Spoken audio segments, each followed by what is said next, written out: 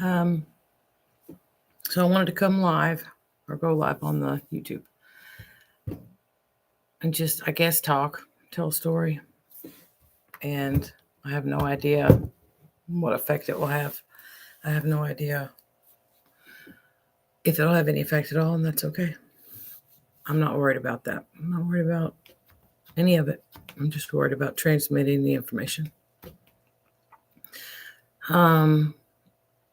If you have been on my channel, you've seen my trauma and loss series, something very important to me. Been through a lot of things in my life. And this week, a lot of things came full circle. My father died in 2007.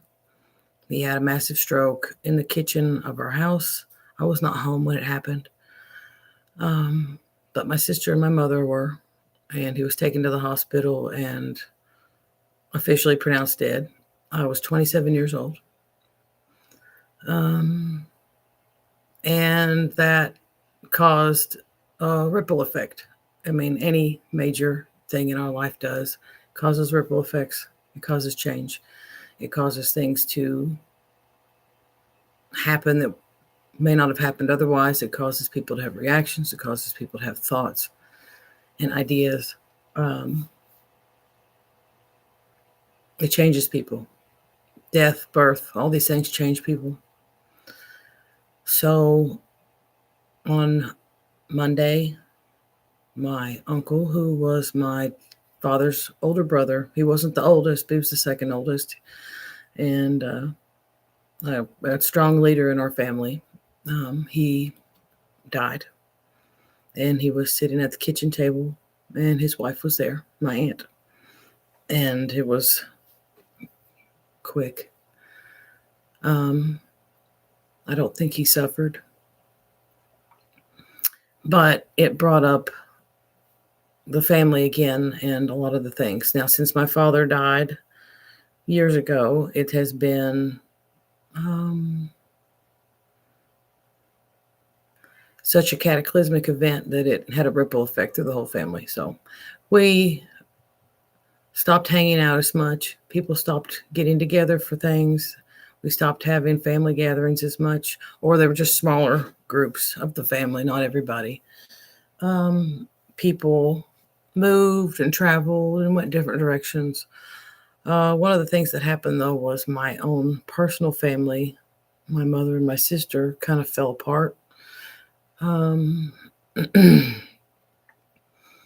Unsaid things were said. Drama unfolded.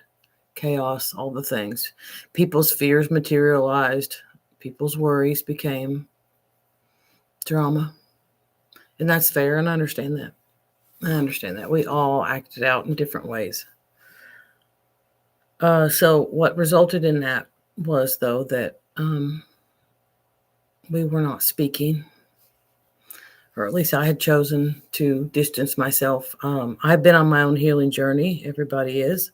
Everybody does their own thing and chooses what they choose. And they need to choose what's best for themselves. After decades of growing up in a certain manner, I wanted to try something else and see what else was out there. I wanted to see what I really thought, what I really believed, not what I'd been told to believe, not what I had been told to think, not what was an agreed upon version of myself that was okay.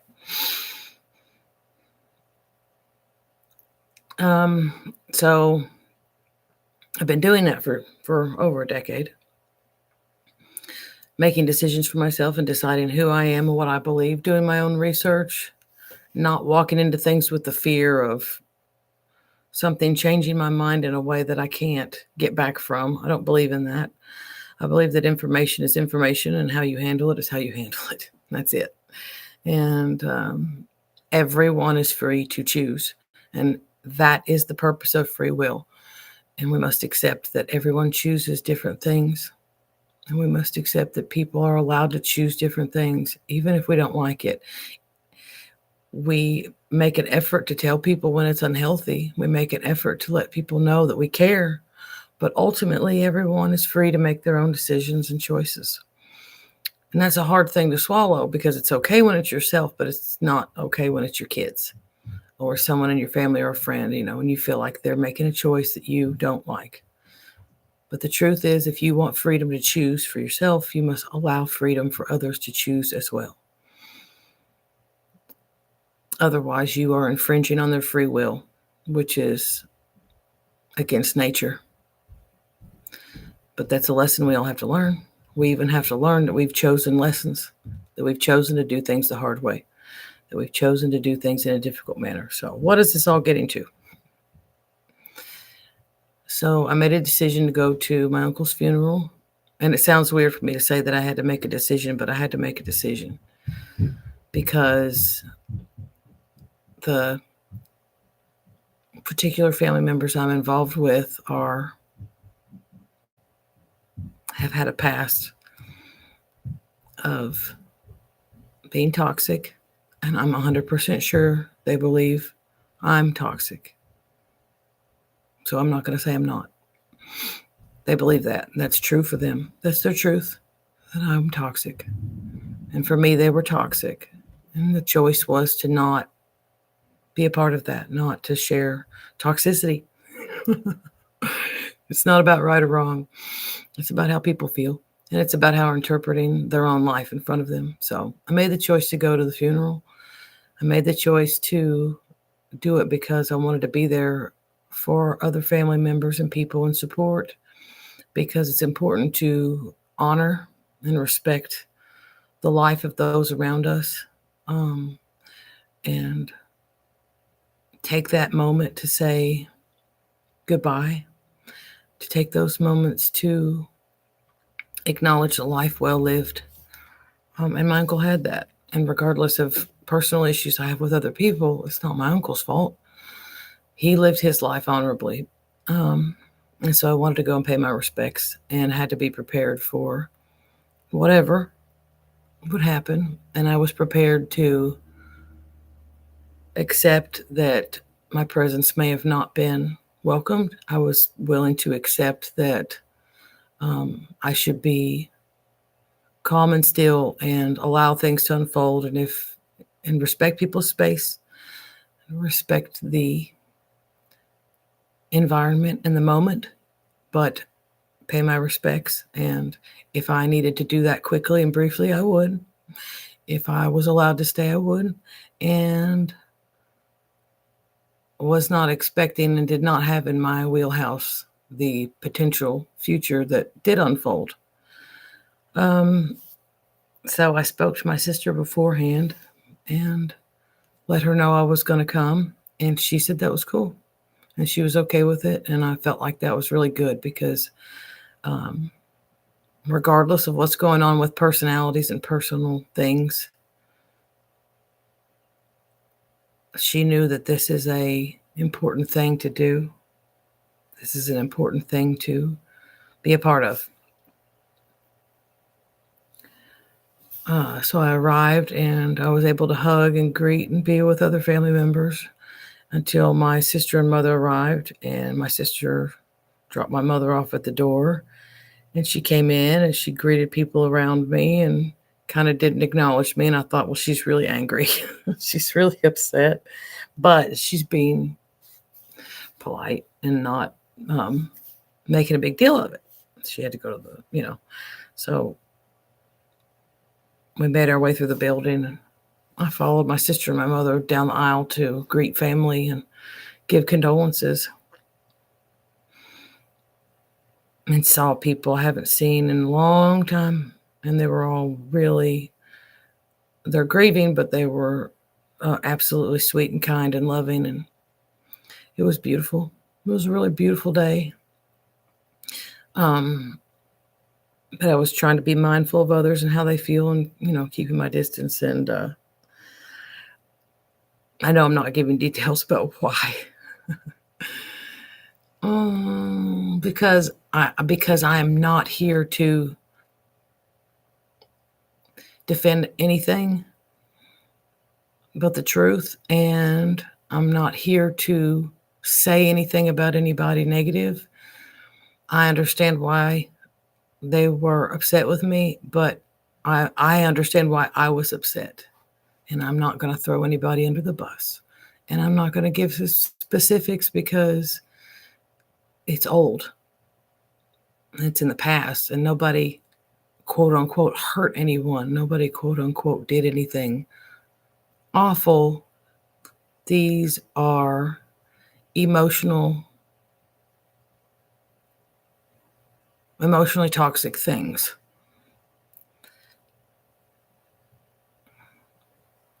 that led to more things that did, the whole thing just got more toxic. So time does not heal that, though. Time does not erase things that were done or said, and time does not erase that, but it can soften, and it can allow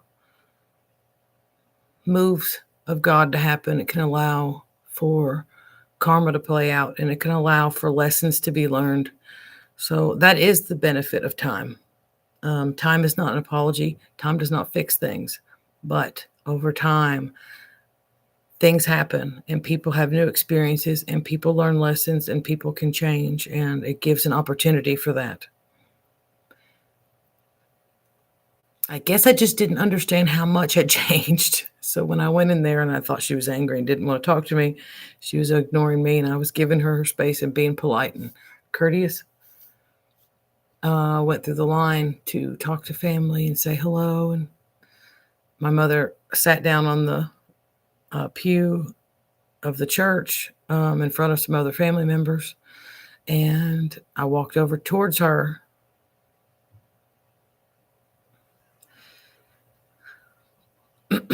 And she put her hand out and introduced herself to me.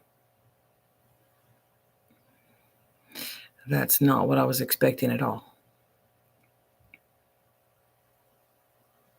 And that was a very surreal and strange moment to have your mother introduce herself to you because she doesn't know who you are. And I don't know all the details of what was going on in her day, in her mind. I know it was very emotional. There was a lot going on, a lot of family.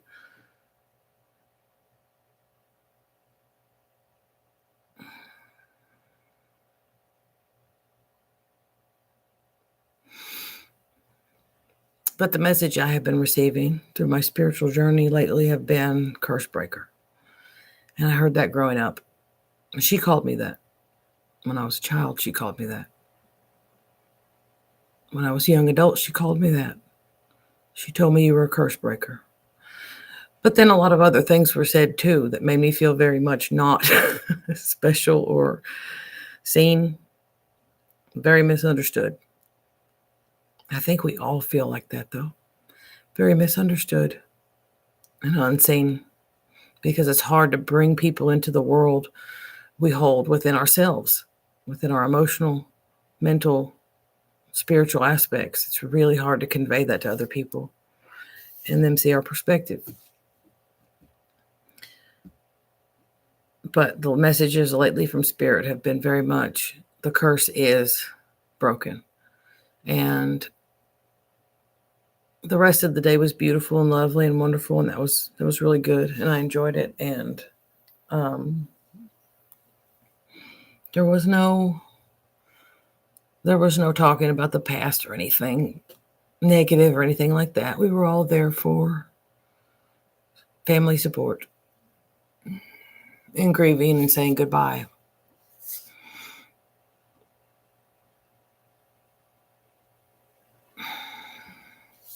But leaving that space and leaving those interactions only solidified for me that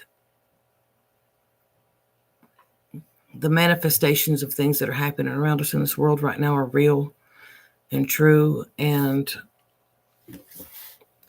timeline shifting is real. It happens.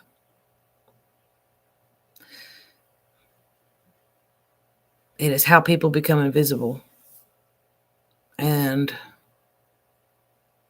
remain that way until they're ready to be seen. It is how we can move through the world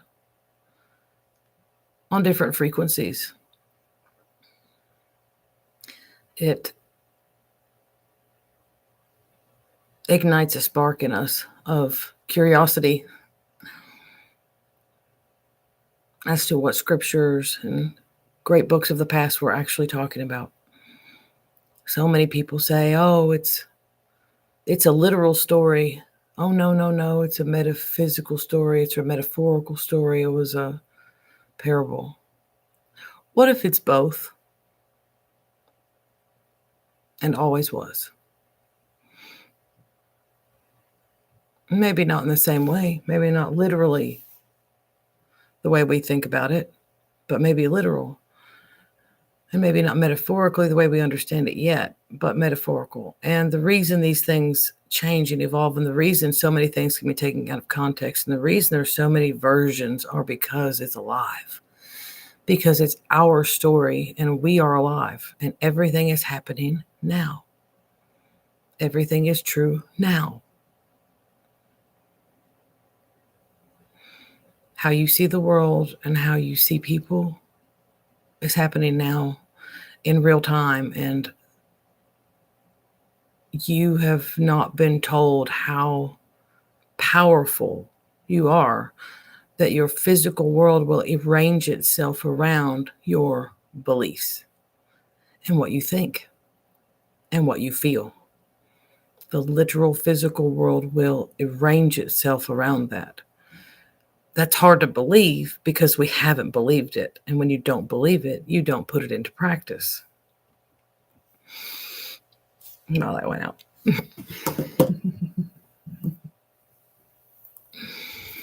So on that note, with the light going out, we need to embrace the dark places. Death is part of the nature of things. Death is neither good nor evil. It's real, and it's honest and true, and it has a job, and it is doing what it's supposed to be doing.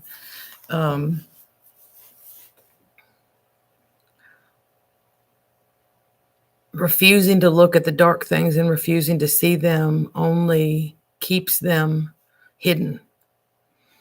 There's a lot of understanding that comes from bringing light to dark places. We find out that with the introduction of light, we can see it clearly. We can assess it. We can understand it. Maybe even find out that it's not scary.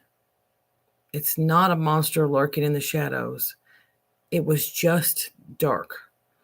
And when you shine the light of your perspective on it, you see differently. When you shine the light of your wisdom on it, you see it differently. Death is not evil. It's just the nature of things.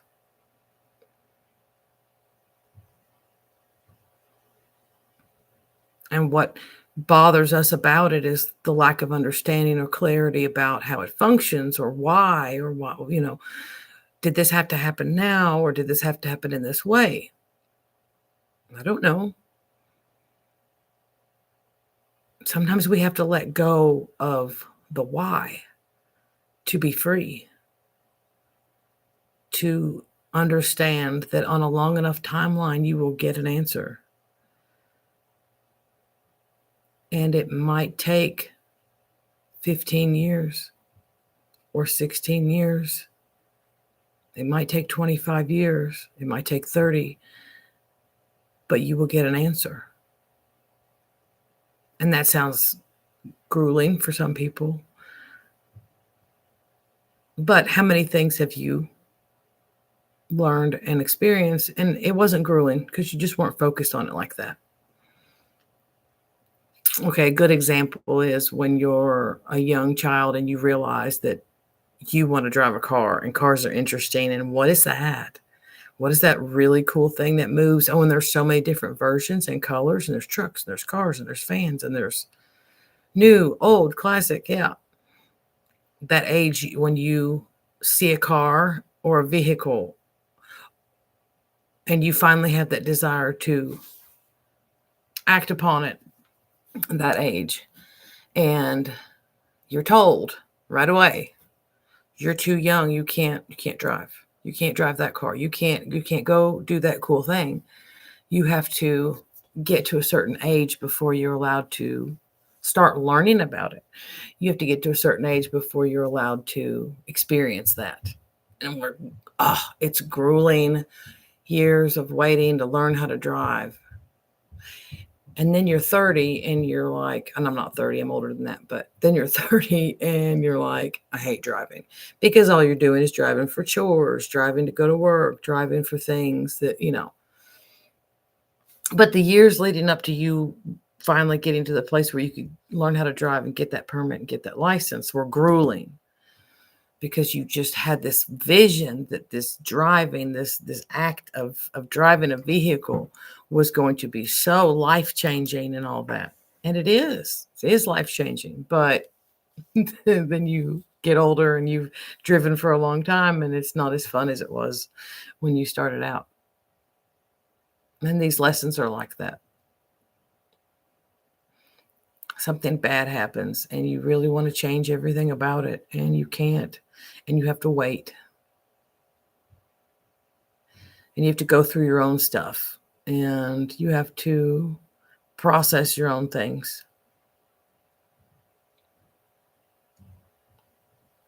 And the end result is that one day it's just there. You have a why. You have some answers. You have some clarity. Sometimes that clarity is that it is exactly what you thought it was. Sometimes that clarity is you always were valuable. Sometimes that clarity is it's okay to let go. It's okay to ask for forgiveness. It's okay to forgive. It's okay to stand firm on your no. It's okay to have boundaries. It was okay that you did the things you did, as imperfect as they were, to get to where you are now. Because where you are now is where you were always meant to be. So was the past a mistake? Did those things happen for a reason? Because it's starting to look like they did. And it's starting to look like it wasn't chaos. And it wasn't a mistake. It's what was necessary, like death. It's just the nature of things. It's not evil. It's not good. It's necessary. And sometimes you don't know why until you do.